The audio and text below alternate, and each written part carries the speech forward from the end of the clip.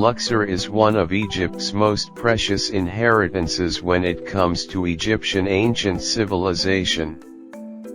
With a vast number of incredible ancient monuments, one of Luxor's great temples is the Karnak Temple. The Karnak Temple Complex consists of a number of temples, chapels, and other buildings in the form of a village, and is for that reason that the name Karnak was given to this complex, as in Arabic Karnak means fortified village.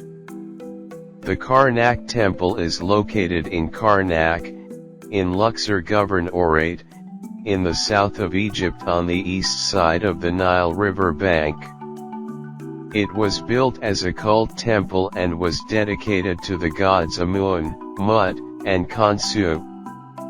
Being the largest building for religious purposes ever to be constructed, the Karnak Temple was known as most select of places by ancient Egyptians. In addition to its religious significance, it was also served as a treasury, administrative center, and palace for the New Kingdom pharaohs. It is to this day considered as the largest temple complex ever constructed anywhere in the world.